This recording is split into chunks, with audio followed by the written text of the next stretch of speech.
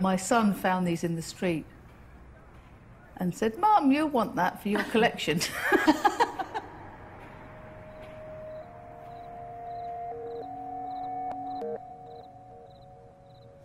So what have we got here? Children's toys from somewhere in South America. A rubber glove in a really sort of distorted pose. Casts for making pills. A stick that looks like a gun. Vietnamese paper shoes. Lumps of wood that I pick up. Cold tap from house. The cast of the inside of a swimming cap. A fossilised tree. Meteorites. Piece of the Berlin Wall. A fossil that I collected with my dad. The inside of a milk bottle. And that's a small selection of my things. They're all just objects which I've picked up and had in the studio for, you know, decades and never really known why I had them. And it wasn't until I really started working on the drawing show I realised they were as much of part of my process that comes before making a sculpture as the drawings are themselves. And because I am a sculptor, you know, I think in 3D, and I've always had, you know, this terrible, you know, way of collecting things, a magpie of just, you know, stuff that I just can't throw away.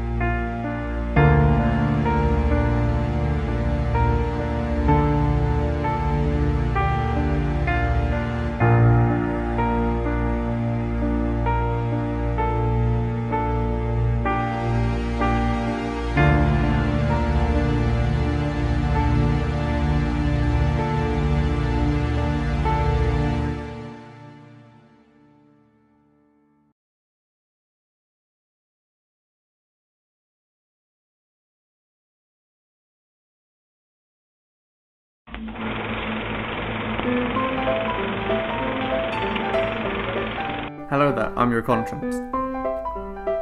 Just think of me as your internal voice that just reminds you what you believe is right and wrong.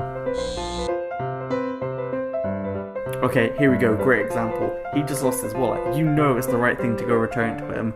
So go on, quick, you can probably catch up to him really quickly now. No, you can't be serious. Right. Maybe he was a drug dealer. He's probably a bastard. Nah, he didn't need the money anyway. Maybe he was off, I'm sure he was going to go somewhere with it, but just donate all the money. What happens if it was he didn't need the money. Look, sorry I kept you up, but you know you've done the wrong thing and you need to redeem yourself somehow. Otherwise you're never going to be clear of me. Oh, see, look, there he is. See, you can go return to him right now.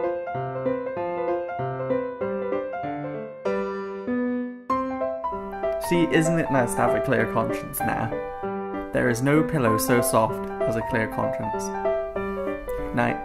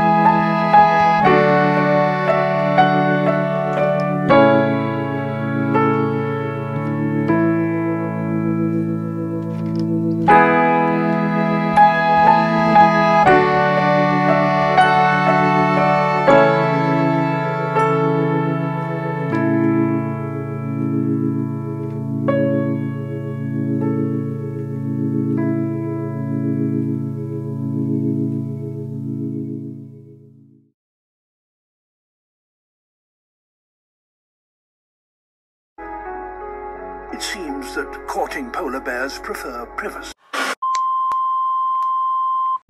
This is a television broadcast interruption. Normal service will be resumed after this message, brought to you by the Anarchy movement. Anarchy is something perceived to be a state of chaos and disorder. The media have used the term anarchy to associate it with violence and lawlessness.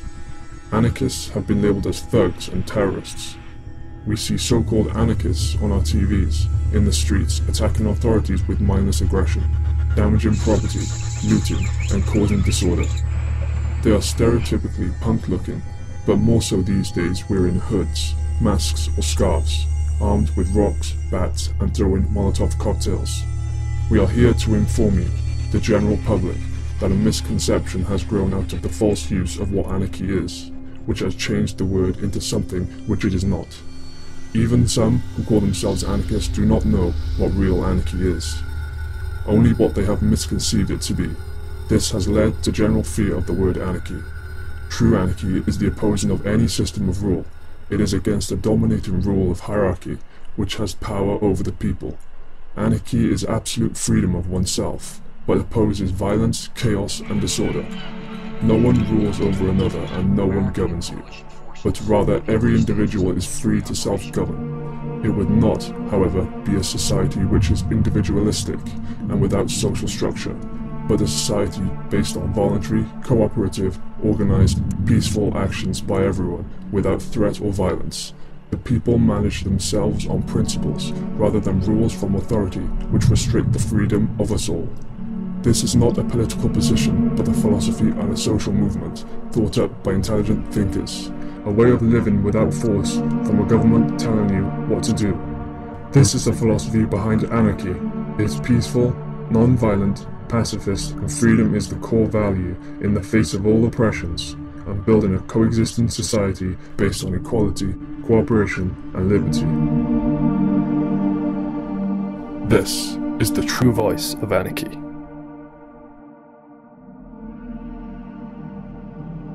We will now return to your scheduled programming. Thank you for your time. Eventually comes into view. The search is finally over.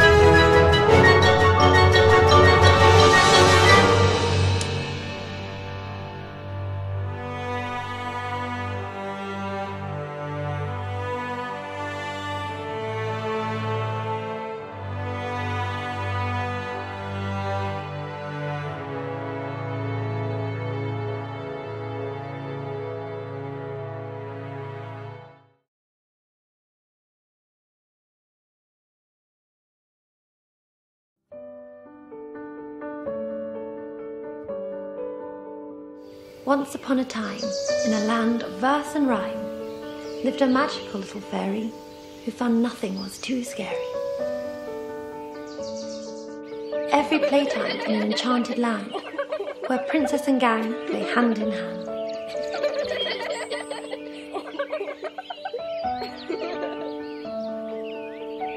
Life became a world of daring quests, a train of damsels in distress, a few blisters on the way, expeditions, Kaylee's fun-packed days. The voyage continued, she flew to Wales, a land of dragons and mythical tales. She tackles tasks with sensitivity, expressing magic through her creativity.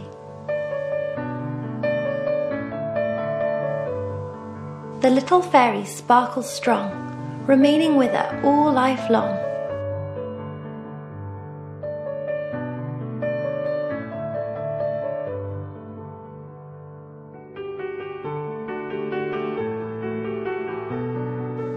What counts in life is those little things. So on she goes. She'll spread her wings.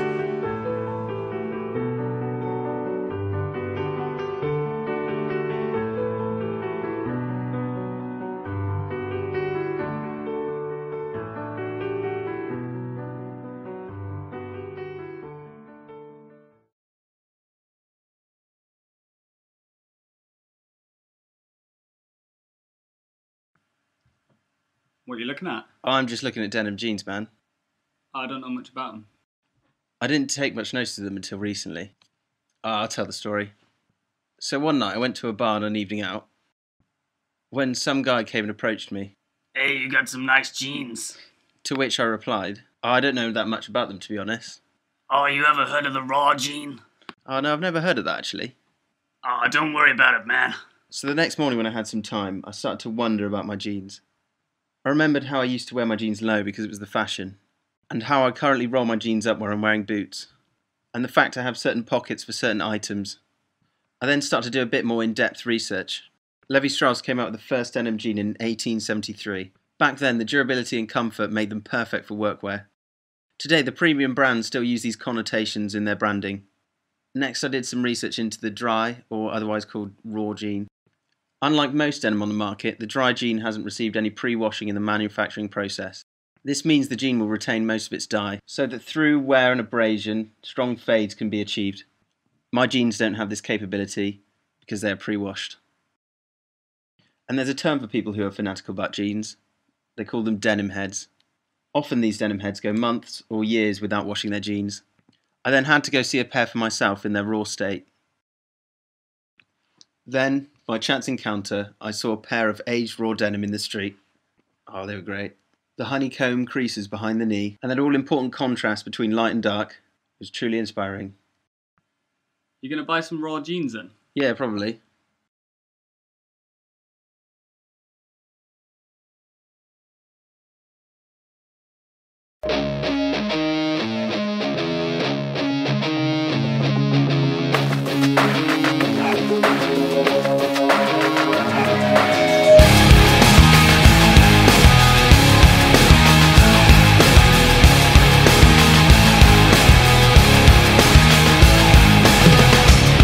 Not take this anymore.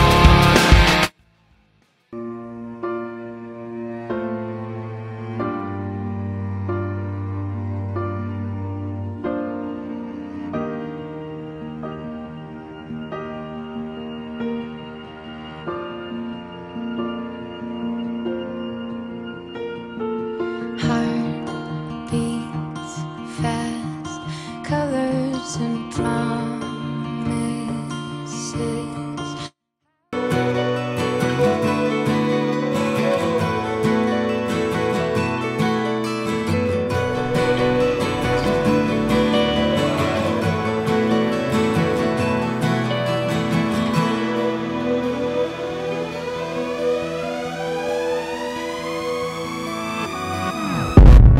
Waking up to ash and dust.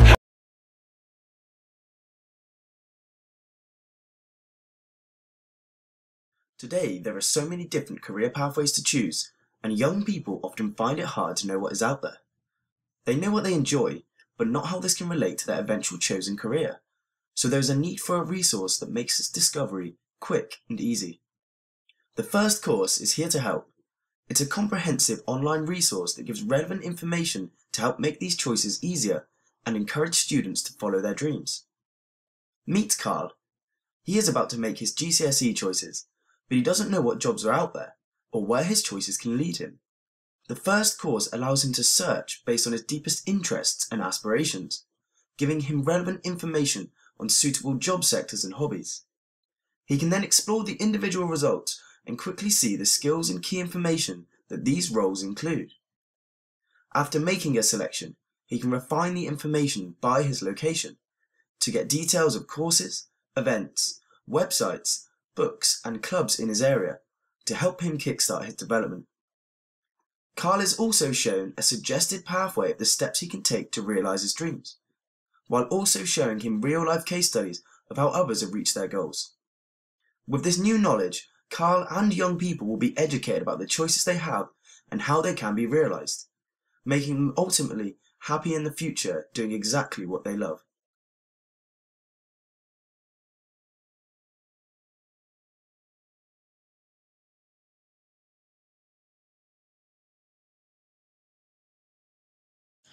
I'm Ollie McAndrew, and this is a short journey about some of the things that have influenced my illustration.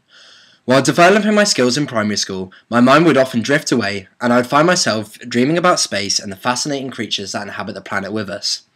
While I wasn't in the sea of education, I could delve into further things that inspired me, like pylons. As a child, I'd often draw landscapes to show Mum, then return later once I'd littered them with pylons. I also often look back and get inspiration from the things I used to do, like my love for building things because of my father, plus the vast new worlds that were unlocked for me through games and movies and seeing these once drawn characters come to life. Even with these hobbies, I can't forget the places that enhanced my knowledge and developed my arsenal of skills, from primary school through to uni.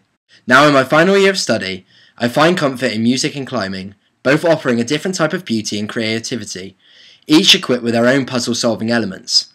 But most importantly, and what has played a huge part in influencing the person I am today, are the people that I've met along the way, from my family, through to my friends, and the people I continue to meet. I want to say thank you for helping mould this crazy looking chap. But if I must admit, I've not travelled enough.